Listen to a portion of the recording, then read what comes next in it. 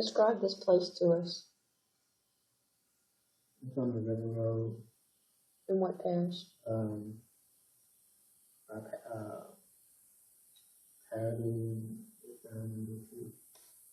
what did you see at the end of that? 11?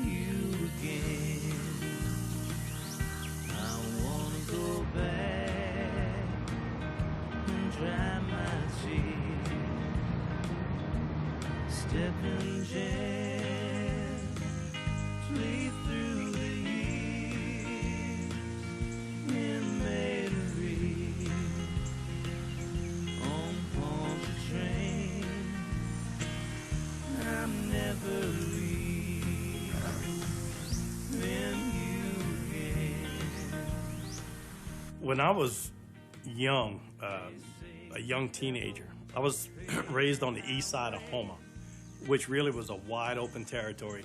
The oil field was starting to boom. Houma started growing.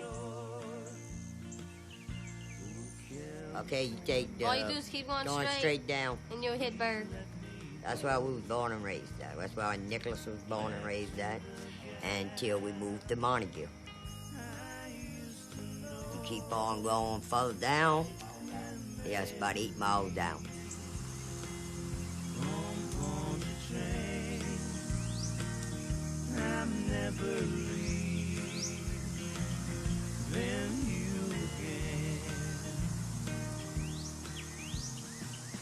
I was born in Lafayette. I was raised in New Iberia. And as we got older, you know, we moved to Houma. Terrebonne Parish is a pretty large parish. We have about 120,000 residents. The parish seat is Houma, and then we're pretty much surrounded by several different bayou communities. We have 5 separate bayous, which basically people have formed communities along bayous, a waterway, and there's roads on either side, and people make their living and live alongside those bayous. Bayou Blue is really quiet. It's a rural area, it's quiet. It's almost like a ditch. It's not big. Bayou Blue is closed in so much. It's small. It's a great community. A lot of good people out there. I don't know if you know that or not, but that's the vision between Lafourche Parish and Terrebonne Parish is Bayou Blue. Because we are on the Gulf Coast and because we have had so much trauma, you know, with hurricanes and the oil spill, there is this sense of we're in this together between us. And there is also a sense of it's us against the world. When I was a young man, we would fish and we would crab there, and there was plenty of land. If you drive down there now, that wouldn't even be remotely possible. It's just gone.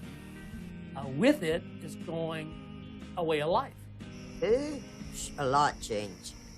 You got more drugs on the streets, more everything. Like, everything's changed because of the law. Okay, like the police department, you know, you hear all what they doing and stuff like that. And all these people going around, like, shooting people, killing people. Breaking all into their houses? breaking, yeah. And then, so I'm saying, it's not really, you can't say you're safe anywhere, but you're not really safe nowhere. I don't know, because nobody never did me nothing, but then I found about it, and I'm not afraid to stay in me. Because I was born and raised down here. I couldn't say it, but they have some strange stuff going on.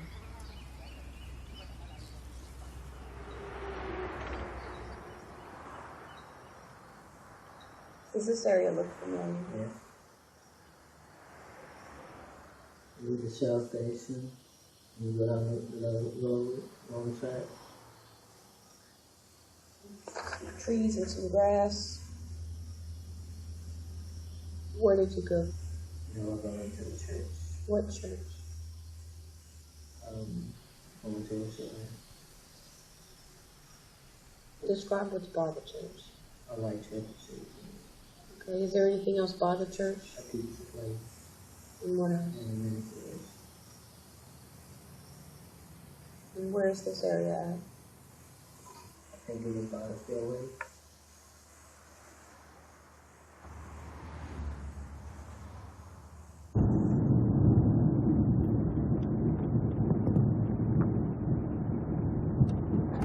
As you can see, this area is out in the middle of nowhere.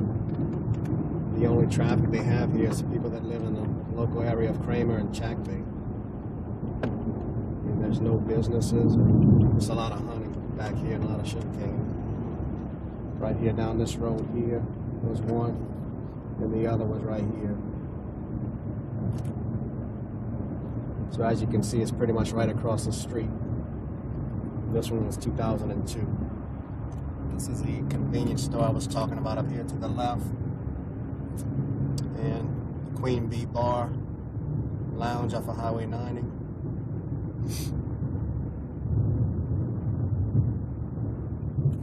Little gravel road. April of 2005. August Watkins. He was dumped in this location.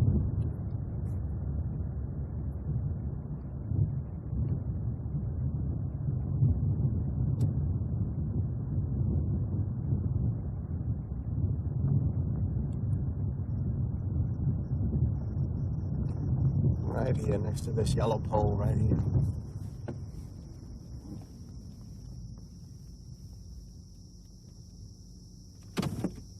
I remember it like it was yesterday.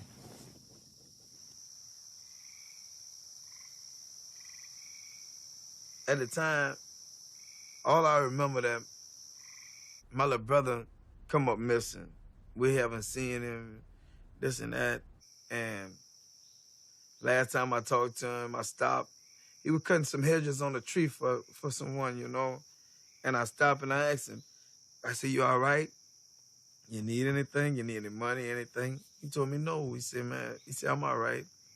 I said, well, if you need anything, maybe you just come by my house, man. And that was the last time I talked to my little brother, when I told him that, you know. This is where August Watkins was found, April of 2005. I happened to be the on-call detective at the time. Called me and said they had a black male that was located off of Highway 90.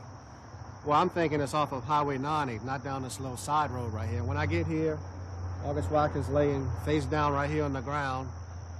He was located by some people. I don't recall their names right now, but they were looking for a loved one who was missing. And they were checking all the side roads, and they stumbled across August Watkins, who was dumped right here. And when we talked to the detective, we went there, looked at the picture, and it was him.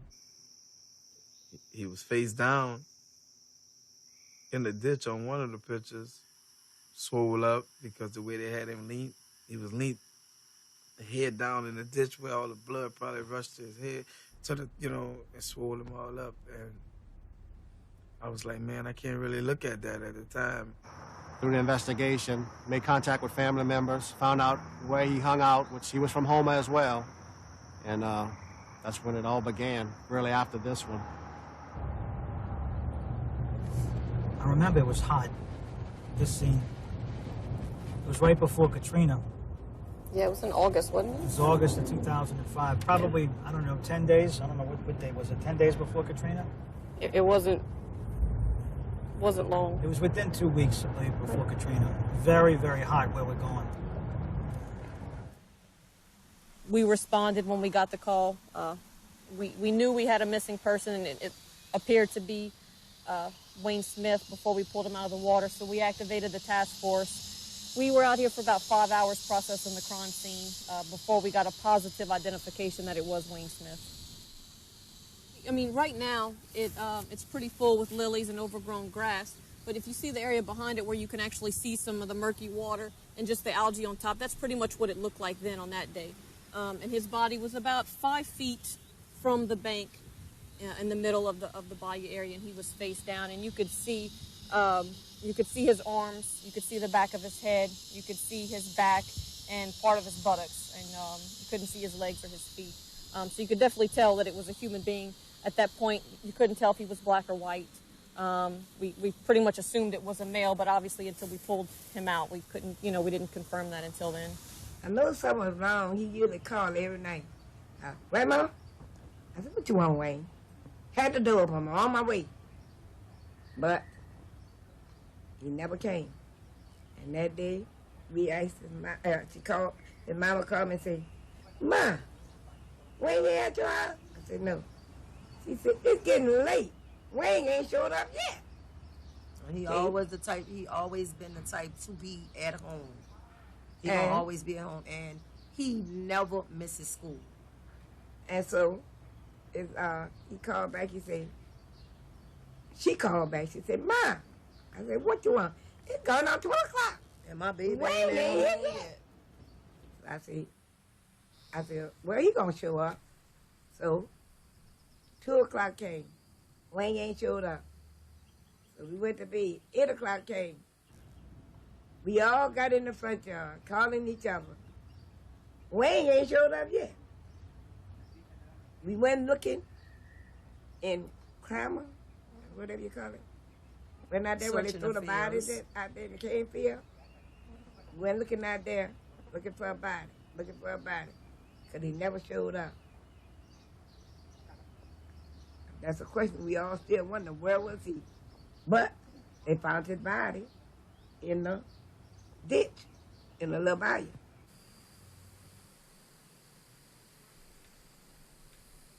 It was a bayou case. It was some killings that were like centered around Houma, and I had stumbled across just an internet comment somewhere talking about a string of possible serial killings in the New Orleans and Jefferson Parish area in years prior, and so we just started saying, well, what if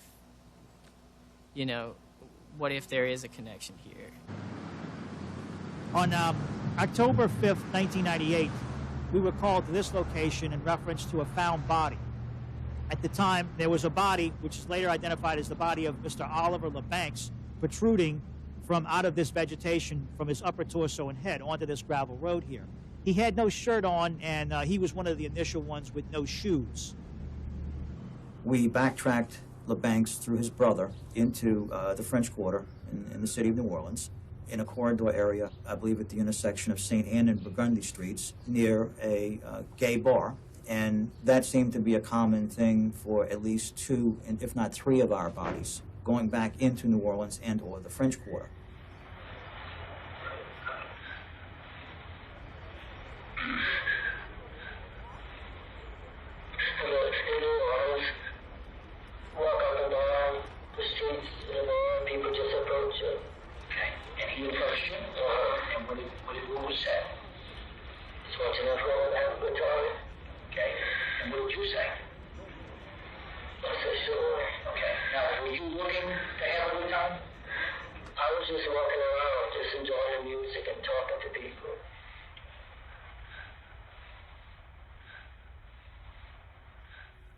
The thing that stands out the most is that in the beginning we talked about his victims being gay or being bi or whatever.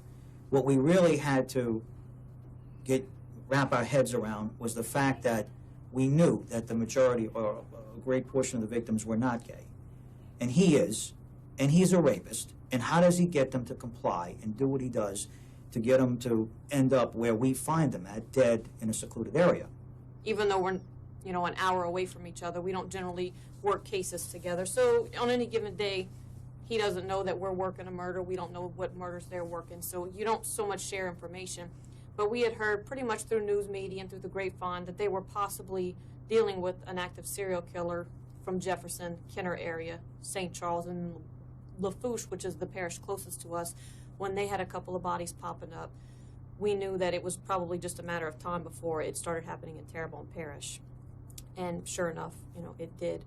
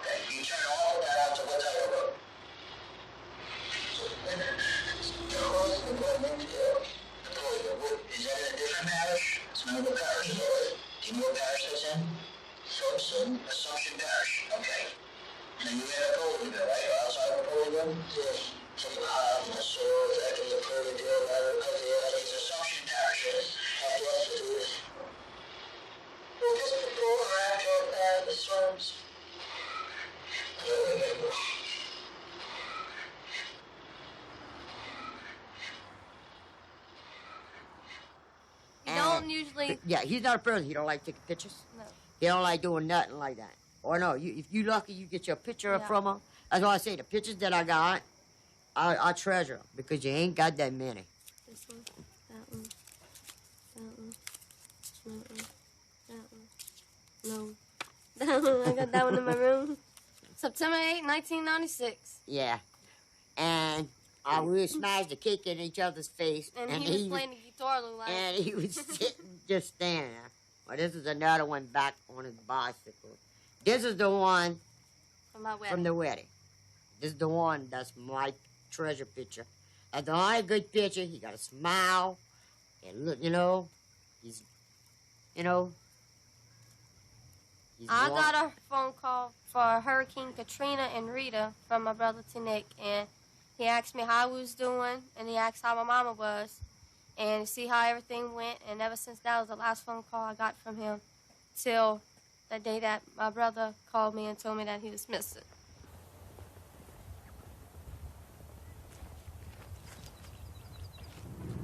In 2005, that's when Hurricane Katrina hit here, and it kind of pushed us back a good 6 months on working the case.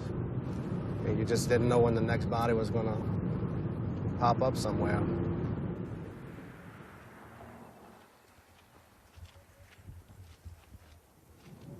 Michael Vincent was the first one. Then we had Kenneth Randolph in 2002. August Watkins, he was found in April of 2005. Right after August Watkins, and Nick Pellegrin, and Kurt Cunningham as well. And I want to say our last one was Sutterfield in 2006. It seemed like, 23 kids, come on now. You tell me you couldn't catch this man way before that? It took that many people? Come on. I don't understand that. A murder is bad enough. You have a murder in a neighborhood and they talk about it for the next 10 years. So what happens when you have 20 of those? Or I guess at the time we were thinking it was more like 10, but even so, there was no doubt that if it was true that there was a serial killer, that it was huge. At the same time, if it's somewhat speculative to begin with, and we're in the first year after this disaster hit the Gulf Coast, Katrina and Rita down there, it wasn't our top priority, So, and it was complicated. I mean, it was certainly complicated by the fact that it wasn't an easy story to report. No. It don't, no. My kid, okay, yeah, he might have did a little drugs or whatever, Who didn't when they was at that age? Okay? That's another thing they trashed my kid down with. You know, they put it in the newspaper. All the time talking about his, you know, his back history.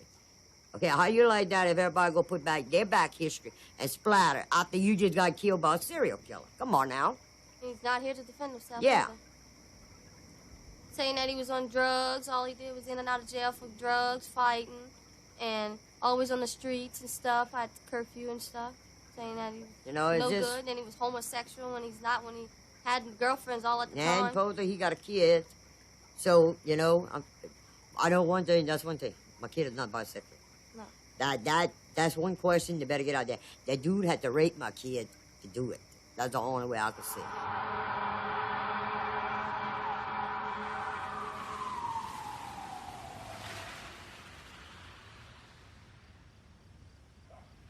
We had two main areas where he picked up most of the victims, and one of them was pretty much the main drag that leads you into Houma, which is Highway 182. It's also known as New Orleans Boulevard, and it's lined at the end of the street with several motels, low-budget motels that are known for drug activity, prostitution, transients coming in and out looking for work.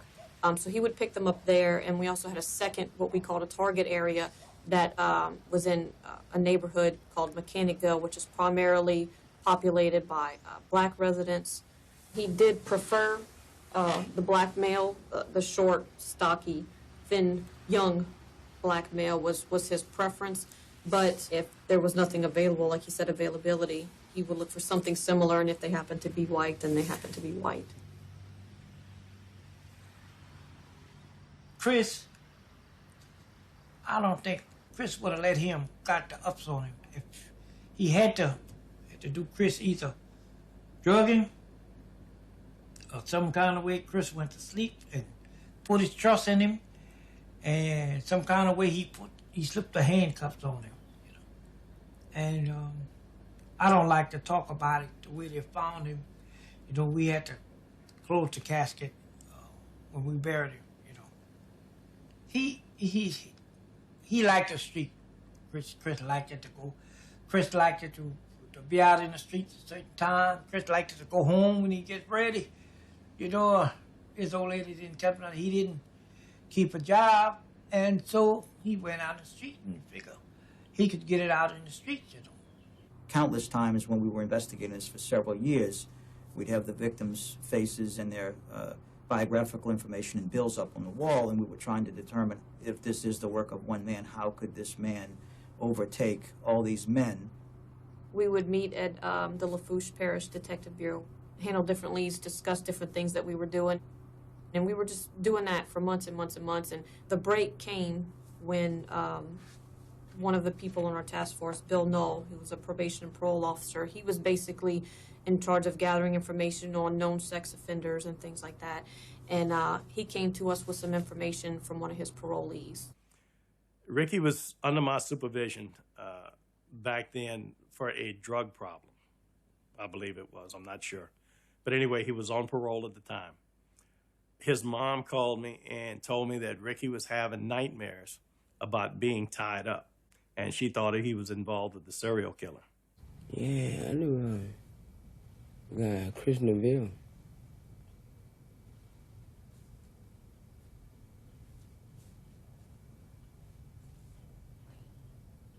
That's a big dude, man. That's a big old dude. I don't know how he killed him.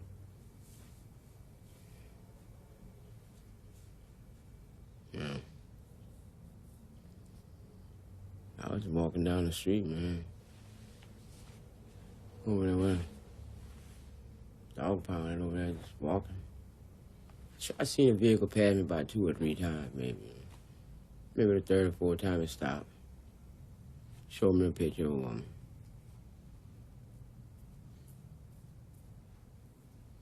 Told me I can make some money, you know, doing this, doing that.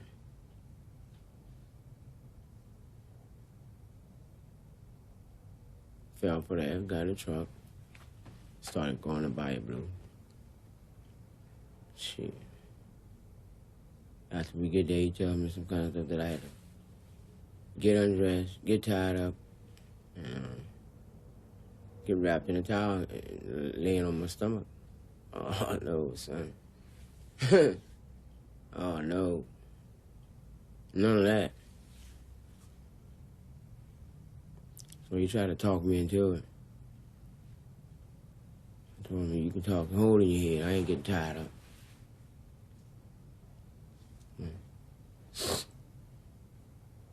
I think that's what it did. Anyway, we got into an argument while we was in the trailer, and he really didn't want to take me back. He really wanted me to get tied up. I don't know, it ain't gonna happen. So I had to use force a little bit to get him to bring me back, open the door and bring me back. And after that, he bringing me back.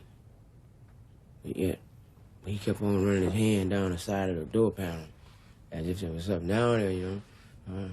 I told him if he do that again, I'm gonna hit him with this bottle and smash the accelerator.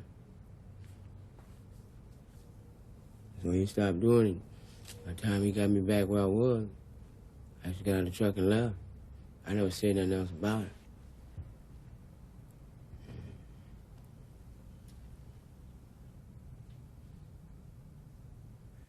So Ricky told me that it was a standoff for maybe 25, 30, 40 minutes. But after a good time in that trailer, the guy finally agreed to bring Ricky back, and he dropped him off near the point of where he had picked him up. To this person who's a street person who needs a ride, needs my help anyway, how would you like to have sex with a woman? You being heterosexual. And of course, if you look at the Ricky Wilde story, that's what happens. He picks up Ricky. He leads Ricky into believing that he's going to have sex with a white female. He even has a picture to show. This woman has a story to go behind it. The woman has been abused before, but really wants to have sex with a guy like you, Ricky. Let me take you to her. Let's meet her. Progressively, let me buy you a beer. You know, and Dawn and I started going back and forth. Would everybody believe this? Would a guy on the street believe this story? I mean, that's the remarkable part of the story. Is this the same MO that he's doing, or something, or a variation of, to allow him to achieve all this? And obviously, there's a lot of truth to that. Because Ricky, you know, and this was getting him to admit that, you know, that he almost bought it. Yeah. I knew the guy that killing people, but it didn't dawn on me then. Because I wasn't thinking that clearly on no account. And then when I thought about it, it was too late.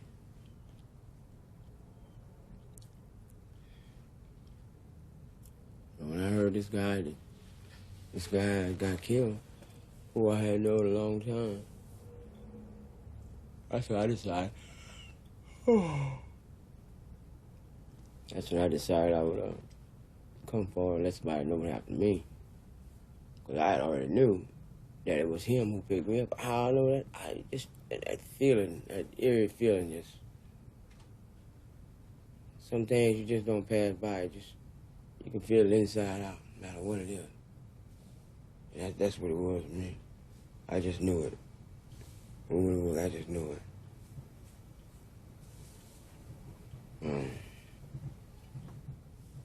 That was so true. Other than that.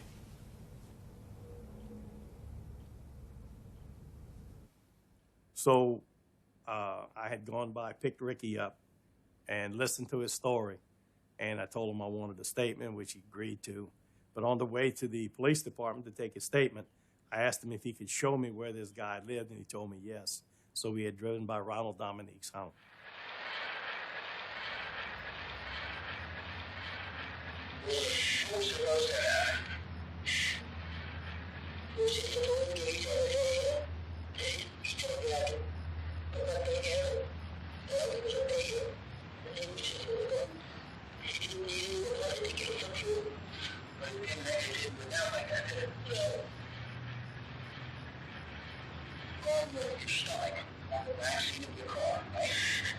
He's on top of you, and he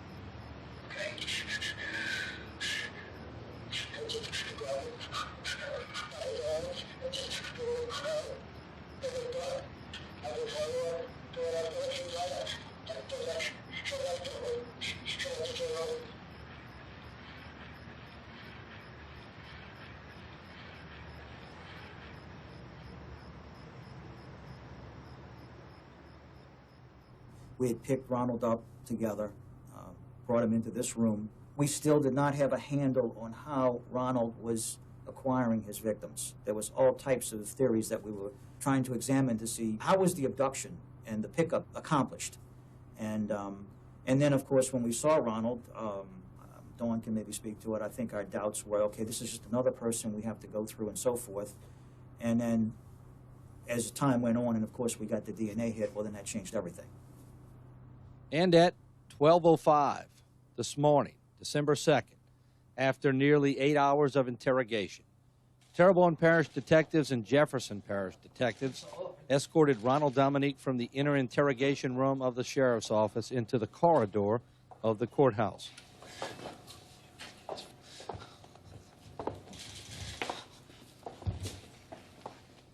A visibly shaken Dominique, with a cane, struggled to make the 100-foot trip. I got you.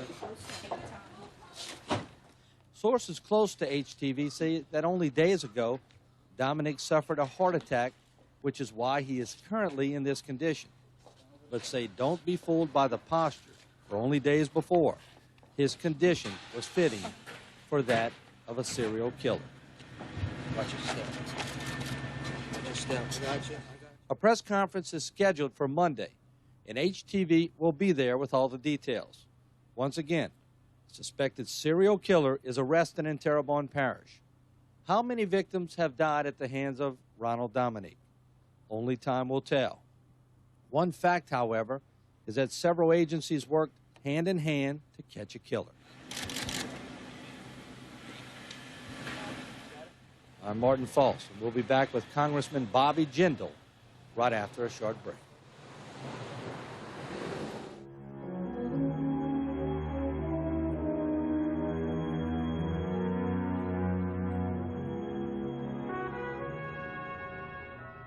Initially, he started off, Dennis started off with the killings in the New Orleans area in Jefferson Parish, and Dominique's initial response was he killed to protect himself, that he felt during these sexual encounters with these men that they were going to rape him and going to harm him, so he jumped the gun and basically accidentally overpowered them and killed them.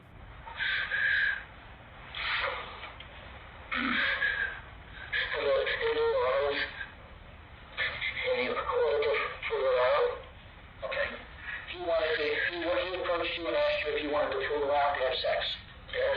All right. It goes on all. Right. Okay. Now he starts talking first. And he starts talking about having a good time. Is that correct? Yes.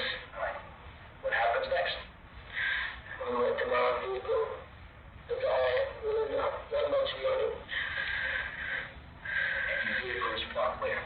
Well, I go there and do shopping, take my Jack's Brewery, do all kind of things. So you know about search by Jack's Brewery, it's a parking lot, right? Is that what it is? Okay. Yes, for $20. Right. And we went to my car was parked, and we got back to seat, and we pulled out clothes, down on the east, and we started from the rock,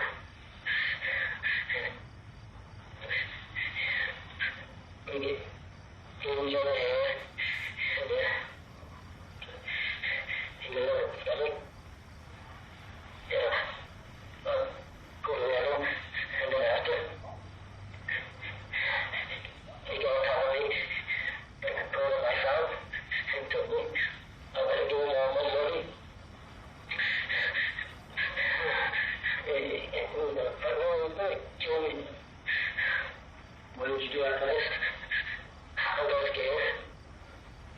he's down, and I go outside and get him.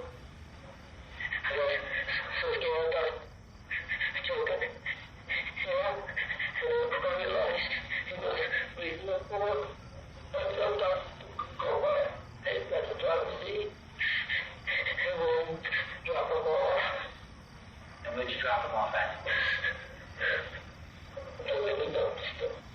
So in the dumpster? Yeah. Okay. And where was the dumpster at?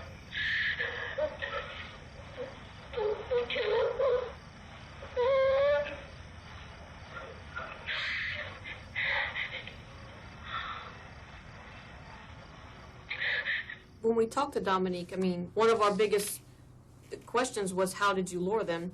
And that was one of the ruses that he used, was the picture of the female and talking about having heterosexual sex with her. But he also commented that when he approached a potential victim and he would have, 5-minute conversation with them, and in that time he would determine if he thought they were homosexual or heterosexual, and then he would throw out his ruse. And if he thought they were homosexual, he would ask them if they wanted to have homosexual sex. And if he thought that they were heterosexual, then he would use the ruse of the female having sex with him, or even, hey, would you like to go smoke some weed together? He in his own words, he would kind of size them up before approaching them about leaving with him. So it wasn't just a matter of, hey, hop in the car. He would kind of size them up and determine which ruse he was going to use before they ended up getting in the car with him. They found him on the 9th. He died that Saturday, the night that he left. That's the night he really got killed. That was for the 6th. Okay? And then for the 19th, that's when Detective Dawn and the one from LaFouche Parish, that other detective, I can't remember his name, but I liked that him. I could tell you what, I did like that cop. But anyhow, he's the one that came, we met at my son's house, and they the one that came out and told us, yeah, they found the body, and it was my son. Nick's case was a little different than the other bodies as far as the contact. He had prior contact with Dominique, and he was the only victim that we know of that occurred. Nick actually lived in this neighborhood right here on your right.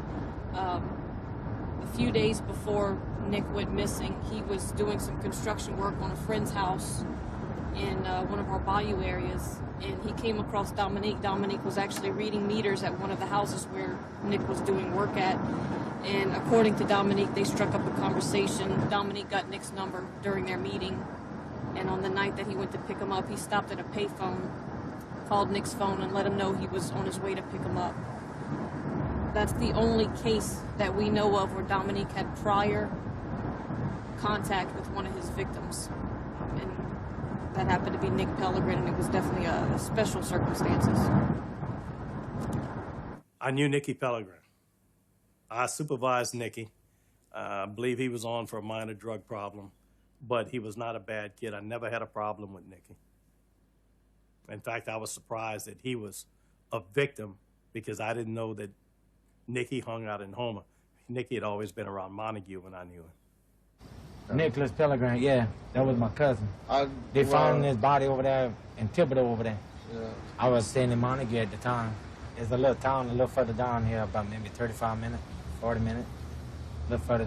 You blink your eyes, you miss it. Yeah. You can tell I'm a Cajun. This is a homeless shelter for people that ain't got outside to eat, that ain't got no food to eat, they ain't got no home. And what's it like? It depends what you make out of it. Right. You know what I mean? You can make bad and you can make good out of it. I've just been chilling out, trying to stay out of trouble. Go and help my friend work on his van. Enjoy life and enjoy spending time with just good people, you know what I'm saying? Because trouble is real easy to get into and hard to get out of. It's definitely hard to get out of. And he was helping his daddy tear down the trail or something. That's supposedly how my son ran into him. They exchanged each other, got each other's cell, and crap like that. And then one night, supposedly, he happened to call him. It was on a Saturday. Yeah, it was on a Saturday. He called her. And then that night... From the mall, because he was at the mall and they called him. And then after that, that's when he was missing, ever since that. And that was the last time. And they walked the levees looking for him because they said he was probably out there. And they searched and searched and searched. The way They found her. description that we You know, yeah. When I saw that the body of him. the body, Don't look didn't like even him. look like him. My son had to go, said that it was him. Me, Me either. I don't know. I don't. It's like, you know, a mother always supposed to know, like have a feeling that you know. I don't know how they say that, but I don't know. I just think you got him somewhere. Sometimes I think like that you got him out there and they holding him, and maybe one day I might see him, but I know it ain't happening. I might just go a little crazy sometimes, but it's not that. It's just I guess I'm wishing like it. Going back in. Oh, yeah. Yeah.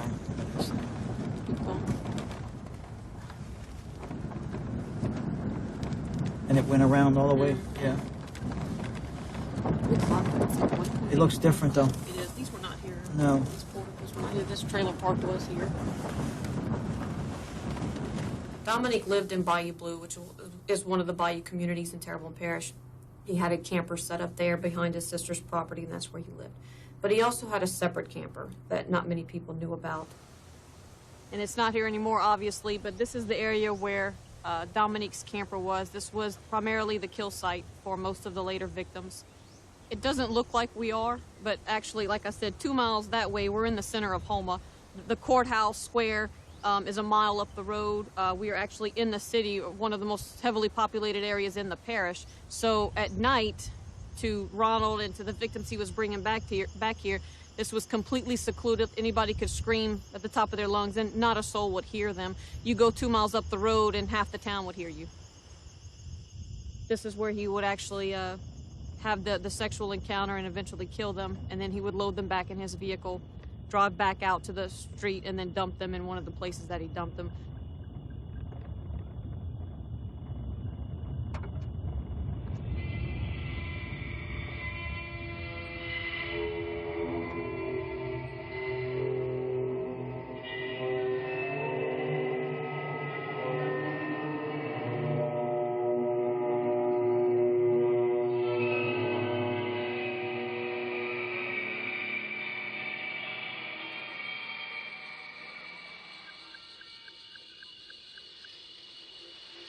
Anybody back or any nuts?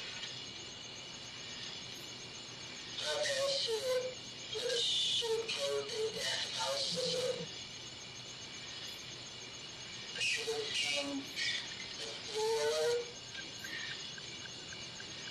You know, down the road at the highway. I just went straight through the middle of it. You went straight through the middle of it, okay. How far did you go before you stopped?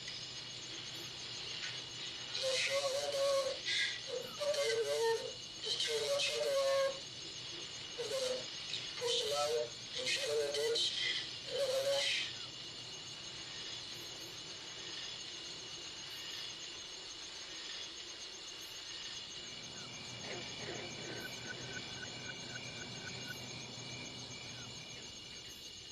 First, they found some shoes. I don't know if that was his. Because they said one of his shoes was on and one was off. I don't know. Saw some shoes in the bayou. Then, they said a working man found his body. So I don't know what went on. I don't know what it was.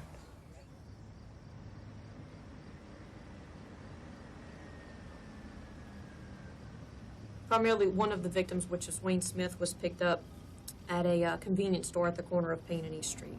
And Dominique actually followed him home 2 streets over where he could put up his bicycle, and then he hopped into the car with Dominique. He came into his mama. She was living on Rose Lawn. He came there. He had a bicycle. And somebody had to be waiting on him because he got out the way too quick. When they went up to his mama, she went out there to see how he got there. They was gone. It wasn't I knew that it was him when we went down there because when we was getting ready to go and walk across the bridge, I got weak. So, and the smell was, it was a terrible smell. But I mean, if he had just got there, why the smell was so loud? And it was only one day. He was missing overnight. And he had a piece of meat on his bone. We couldn't see him. The cemetery is in the back of this house, where he buried at. Emmanuel Cemetery. Emmanuel Graveyard. That's from the church to the back there.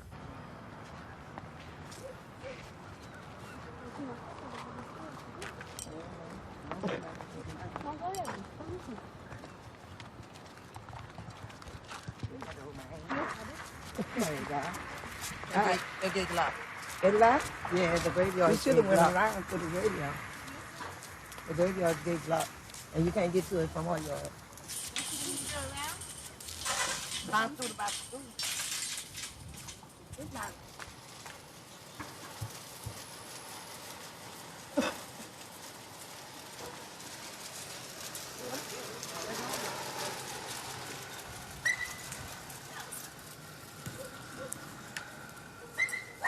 This, I think it's the third one. it's this one because that's the flower Angela. You know, it's going over This here. is where he's buried. Time to get another flower.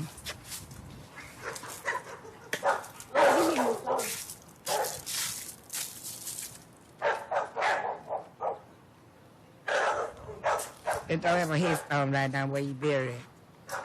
She been trying to get one. I don't know what holding her back. So this is where the graveyard is, where he buried. And they come to see him at. I wish we come, but we can't see him. But it hurt a little more, that's all.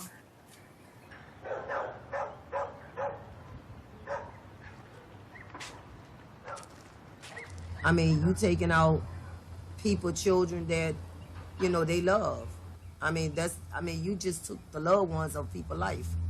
So I wonder how your family would feel, you know. If something happened to him. No, I wouldn't want nothing to happen to him. I mean, whatever gonna happen to him, God gonna handle it. So, I mean, that's God's will.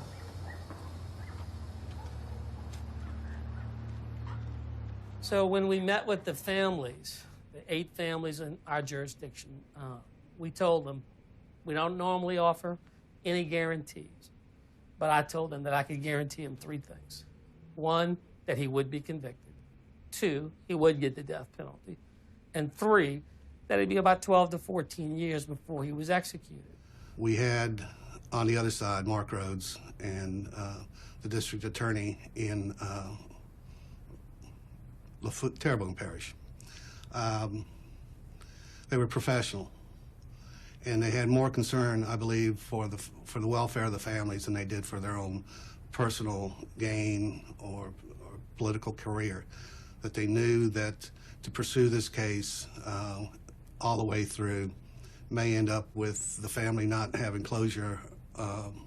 What was going to happen for years and years to come. He deathly feared jail. I don't doubt that for a second, which is one of the reasons why I feel like he got exactly the worst punishment that was available, that a death sentence for Mr. Dominique would have actually been, for him, probably less traumatic. And I know that sounds hard to believe, but at his age, and if his health improves, because he does have some health issues, if he spends 30 years in the general population in Angola, it's going to be a very, very tough life for him. And that's what the families wanted. I mean, they did not forego the death penalty out of compassion. I want to make that clear. These people they wanted the worst possible penalty. And in this case, they felt that life imprisonment was that. And I couldn't disagree with them. I couldn't. And I wasn't about to try to talk them out of it. I don't type of guy, eye for an eye, but I'm a type of guy, if you do wrong, you should get punished for it. You know? That's why I wanted to give him life. I didn't want legal injection. Let's just let him sit there every day and think about all the life he done took from the people that love him, children and all. You know? I think that's just a waste of a legal injection, you know. So a lot of people looking for them to lay there and kill him or what's not like that. I'm not looking for them to kill him. I'm looking for him to go to prison for a couple of life sentences or whatever, and let him, you know, if you kill him, what good he go through? That's what he want. Let him feel the way we feel, you know? So, to me, he should have got the death penalty. Mark Rose says that he talked to all the families, and we all agreed to that. No, he's lying.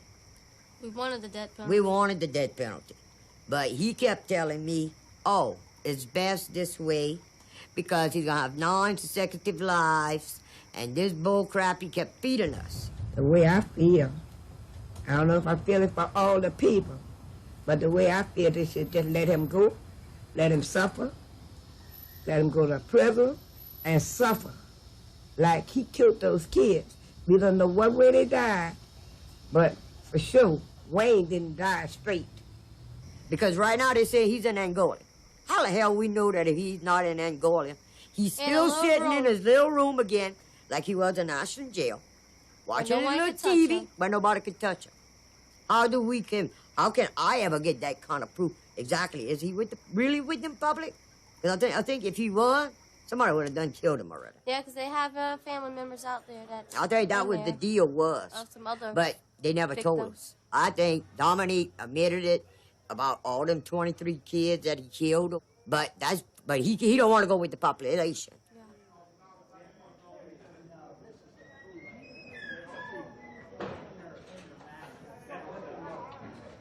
Do you seek the death penalty or do you seek life imprisonment? And it's important for people to know that in Louisiana, life means life. There is no 20 years, you're eligible for parole. The sentence in Louisiana for murder is life without benefit of probation, parole, or suspension. Nobody gets out when they do a life sentence.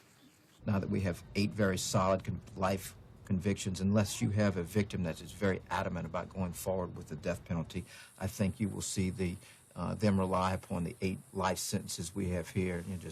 If he has 8, 10, 12, or 23 life sentences, so what? It's still a life sentence. He'll never see the light of day, and he will die at an Angola State Penitentiary.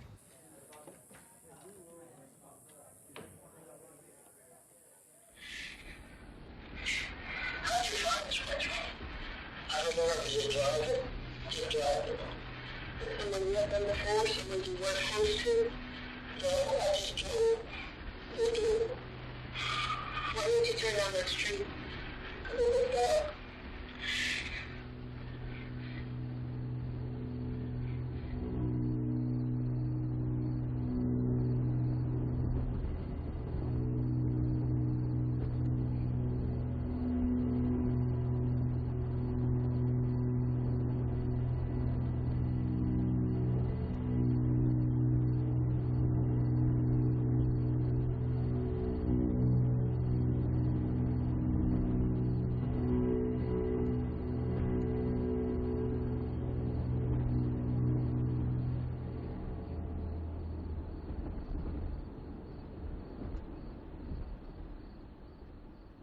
I was amazed. At the same time, I was handling another case in the neighboring parish of a mother who killed her 2 children and a family pet and attempted to kill herself. And both these cases were happening at the same time. The case of the mother got significantly more publicity in the state than Ronald Dominique's case did. And I never understood why. I think that there was a sense that because it was happening so far down the bayou, that the rest of the country just wasn't really that interested in it. The really defining moment as far as national media coverage or the lack thereof for us was the first night we were a New York Times owned paper, and we call up to the New York Times thinking, we've got your story for tomorrow. And their response to us was, well, we're not actually interested in that. That's a regional story. And we didn't even understand what that meant. I mean, people in other parts of the country aren't interested in killings of this magnitude. That doesn't make sense. For me personally, as a prosecutor, yeah, it would have been a prosecutor's dream. 23 homicides, one of the nation's top serial killers, the trial would have drug on for days. The media would have been everywhere. You know, it would have been great for everybody involved if your definition of great is, you know, notoriety and public, being in the public eye and all those things. But nobody involved was interested in that. I would have liked it. You know how you, on you know, on TV, when you go to court, you see, this is how I wanted to hear it. For him to get up there and explain how Larry met him, you know, everything. What was, you know, even if it could have been, what was the last word? With, you know, stuff like that. But you didn't get that. They just want to hurry up and end it. Like, you know, kill the case, shut, clean, that's it. That's what Mr. Marco Rose did. You know? He didn't, you don't think we would have wanted to hear what that man had the good to say? I think, to me, he deserved my answers, to answer my damn questions, because he pissed me off. You know? I hate that man. All he did was keep his head down and look like he was laughing. To me, you know, it's not a joke. This is my son. I carried that kid. I brought him up. You know? And somebody just go take him like that? And he's living it up in a corner? And all these cops are getting rewards? You know, it just pisses me off. It was just like a big old disaster, you know. Thing was, you know, this person getting killed, you know, then you turn around, there's another one, you know. Like it was just, I thought it wouldn't go in the way it was going. Take you to Michael Barnett and Daytrail Woods' dump sites. That's the mini storage. And Daytrail Woods was the kid. He was the youngest kid. He was found in a sugarcane field. They're right next to each other. Turn before, after.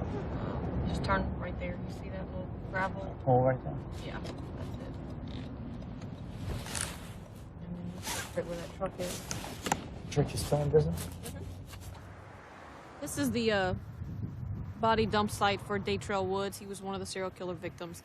He was he went reported missing on May 24th, 2003 by his family, and we found him 2 days later here with his bicycle at the edge of the cane field.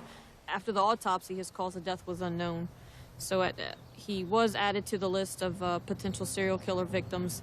And later, when we did our interview of Dominique, he did specifically remember Daytrail and the whole scenario of picking him up and his entire encounter with him. And it's wasn't uncommon on a few of these scenes to be able to be standing at one murder scene and literally looking at another one in eyesight, a distance away, like this one. These buildings behind us, directly to the side, that is a set of mini storages, and actually another body was placed there. The difference between most of the sites we're visiting and that one is that he actually placed the body inside of one of the mini storages. He said he came across the mini storages. One of them was unlocked and unoccupied. It was completely vacant. He found it, opened the door, placed the body inside, and closed it. Obviously, that one was not found within a few days, so we had issues with major decomposition and identification upon finding that body. Michael Barnett, he was one of our first white male victims, and he had some previous history for being involved in drug activity and did not have a steady life that we were able to track. And with a three-week gap between the last time he was seen and the time he was found, it was pretty difficult.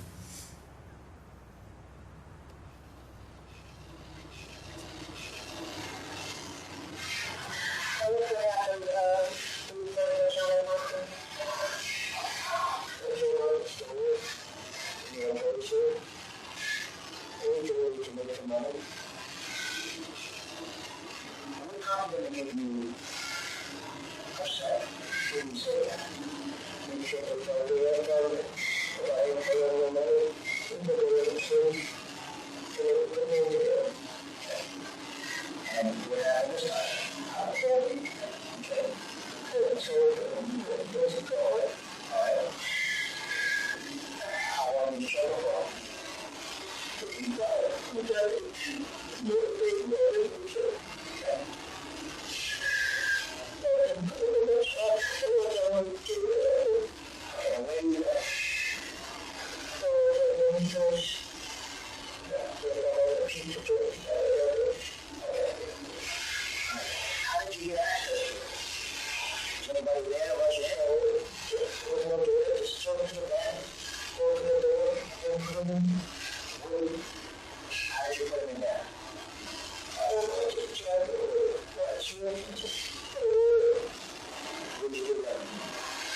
The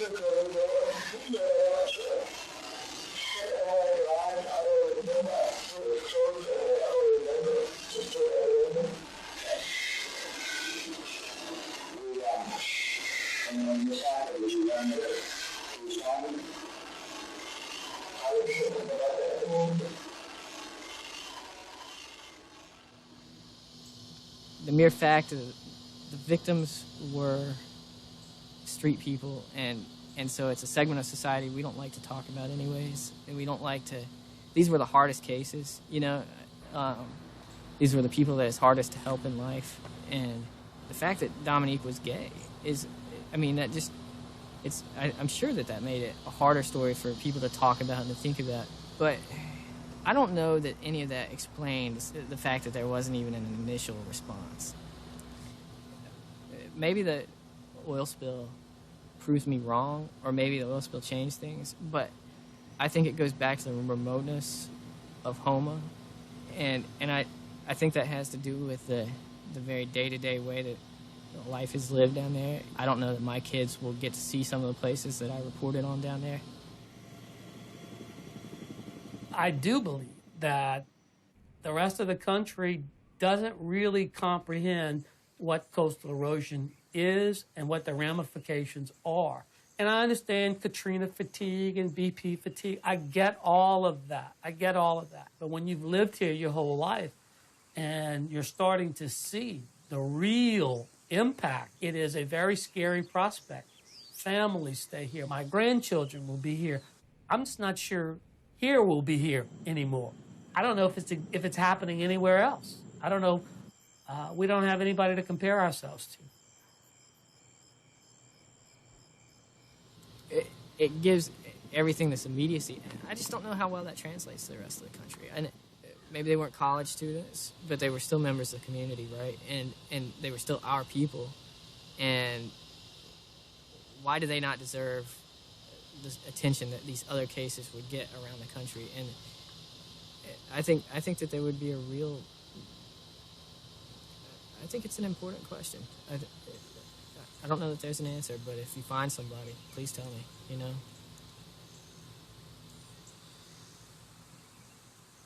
They said that his body was decayed, so they couldn't show her.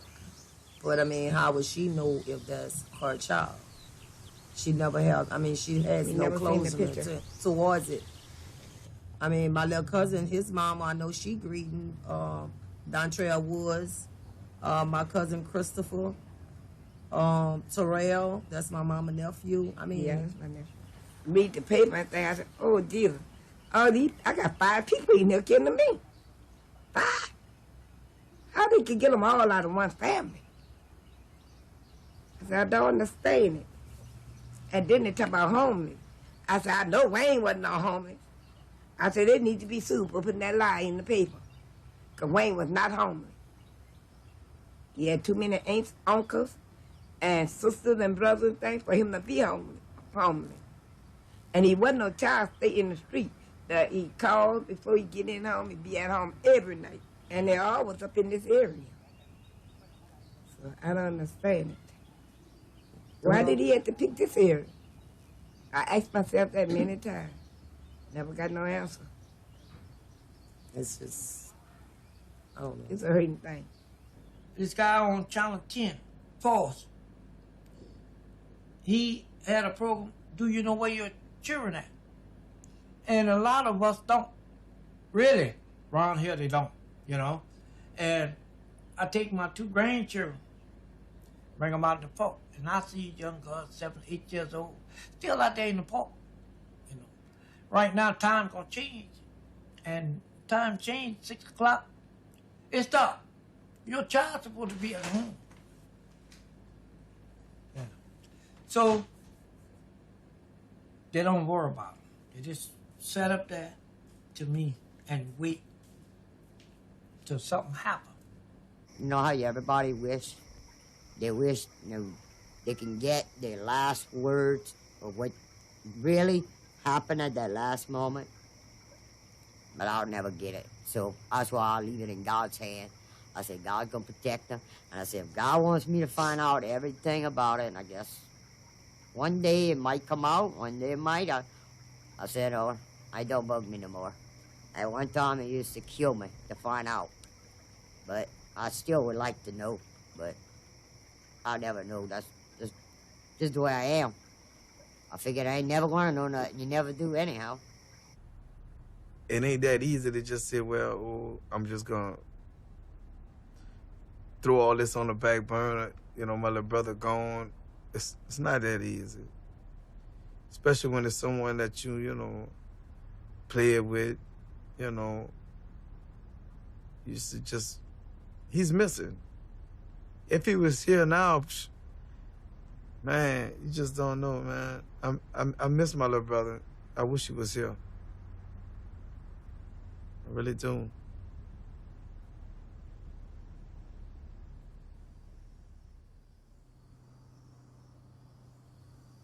Following is a taped voluntary statement given by Ronald Dominique. It's now December 3rd, 2006. It's 2:09 a.m. A statement is being obtained by Lieutenant Don Bergeron of the Terrebonne Parish Sheriff's Office and Lieutenant Dennis Thornton of the Jefferson Parish Sheriff's Office. The location of the statement is going to be the Terrebonne Parish Sheriff's Office. And could you state your full name, please? Ronald Joseph Dominique. A few hours ago, you had given a statement before, is that correct? Yeah. And you're giving another statement right now to clear up some more things that you wish to discuss with us, is that correct? Yeah. Okay, now let's start. I'm going to show you a picture with the number 13 labeled on it. It's a picture of a black male named Baytrail Woods. Does this person look familiar? Yes. Why does he look familiar? Because I had sex with him. What made him get into your vehicle? What did y'all talk about, and what did you tell him? I was going to pay him money to have sex with him. So where did you go with him? We went to mini stores. What mini stores did you go to? He ran to the mini stores in my room. I told him I wanted to take in the butt. He had to be tied because I didn't want to get hurt. And he agreed to that? Yes. So did you tie him up? Yes. He was okay with this? Yes, and still not told that I was going to do him. And what happened then? We fought. Did you have sex with him? Yes. Did you rape him? Yes. What did you do? I raped him and I choked him, and then I brought him to the church. What church? Going to a church. Describe what's by the church. A white church of Satan. Okay, is there anything else by the church? A pizza place. And what else? And many stores.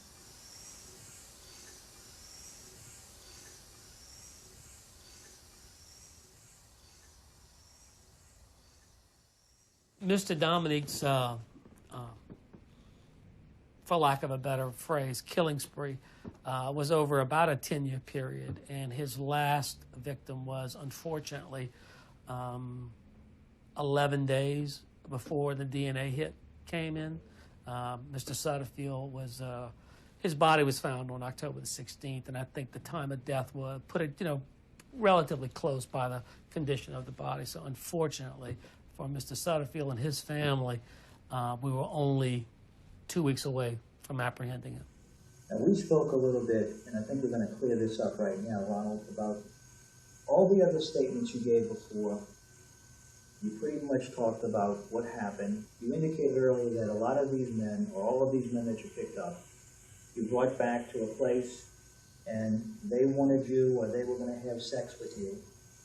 And then you basically said that it was either over being fearful that they were going to go to the police, or they were going to hurt you, or rob you, they wanted more money. And that's not totally true now, right? Don't we have to clear that up? Yes. And what actually did happen to some of these guys? How did you actually pick them up? Some of them I picked up saying that I showed them a picture of a girl. Okay, and I asked if they went to fool around with the girl. And the girl had got hurt, right? It had to be tied before she comes over. They had to be tied? Yes, okay. But it wasn't true. It was me. So why did you have to use a picture? was the easiest way to get in there. Could you have done it any other way? Some of them were straight, some of them wasn't. It didn't matter to you whether they were straight or not? No, just mad. I just took it out and had no reason. And what would they do then? They said it wasn't like that. I still do rape them. Were they all raped? Yes. They were all raped. And when we talk about rape, they all thought that they were gonna either have what? Either have sex with a woman or money. Or money. But all of them that we're talking about. When they thought they was gonna have sex with a woman and money, or me and money. But in essence, all of them got what? What type of sex did they get? Right. It was against their will. Yes. And then what'd they get? Strangled. Were they all strangled, Ronald, pretty much in the same way? Yes. Did any of them, when they struggled, did they have to fight with them? Yes. Are you glad it stopped them? Yes. What would have happened had we not brought you in? I don't know. I'm just glad it stopped. I didn't mean to do this. Do you think it would have continued? Maybe so. I'm just hurt. I'm sorry. I can't get it out of my mind. It went on. These people, they're all dead now. You know, they're not with their family. Their family suffering. What else? Just want everybody to forgive me. I'm sorry. I didn't mean to. Okay.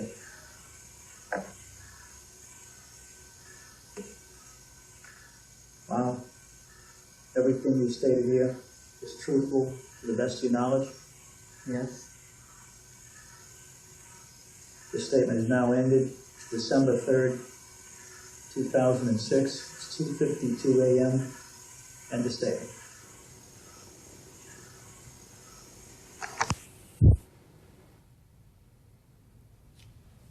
I don't know exactly how long it was before he was arrested again. But, man, this dude a monster, man.